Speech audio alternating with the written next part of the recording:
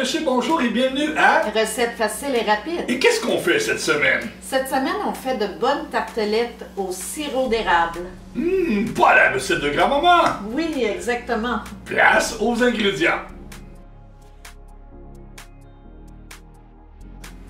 12 tartelettes, 6 cuillères à table de beurre, 6 cuillères à table de farine, 1 tasse et demie de sirop d'érable et 1 demi-tasse d'eau chaude. Alors aujourd'hui, pour mes tartelettes, j'ai utilisé cette marque-là, Tender Flake, qui donne 12 tartelettes. Alors, on envoie ça au four à 375, un four préchauffé, évidemment, de 10 à 12 minutes, pardon. On va débuter avec 6 cuillères à table de beurre qu'on va faire fondre à feu doux.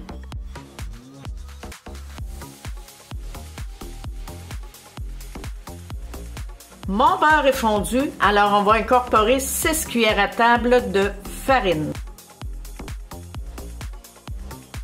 On va bien brasser pour mélanger le tout.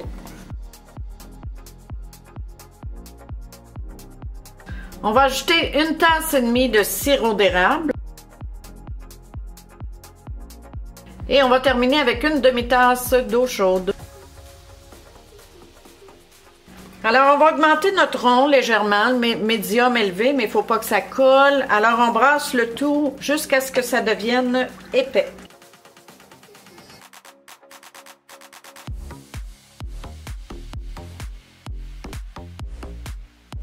Alors, comme vous voyez, mon mélange est quand même très épais. On va le retirer du feu et on va le laisser refroidir avant de garnir nos tartelettes.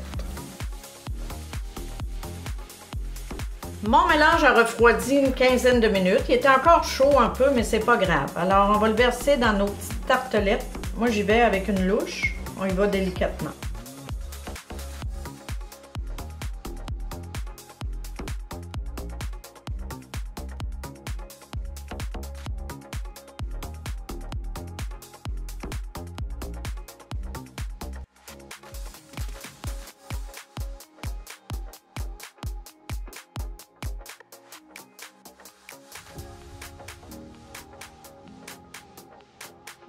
Mes 12 tartelettes sont remplies, alors je vous conseille de les mettre au frais pour que ça durcisse un petit peu. Et vous allez voir qu'il vous reste du mélange. Nous, on le met dans un petit pot maçon comme ça et on garnit soit un petit gâteau blanc, une crème glacée ou on peut même le manger à la cuillère, c'est délicieux.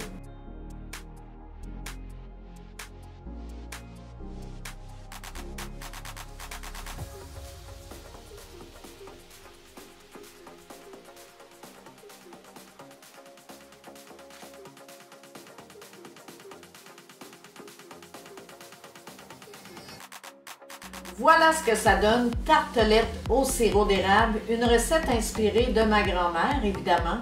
Ça, on peut faire ça comme un bon dessert à la maison ou quand on reçoit. C'est un petit dessert qui est très apprécié. Ça en donne, la recette que je donne en fait environ plus ou moins une douzaine.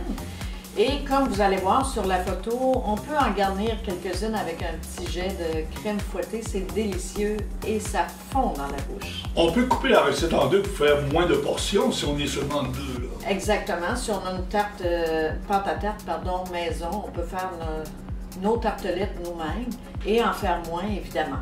Sur ce, Bon appétit!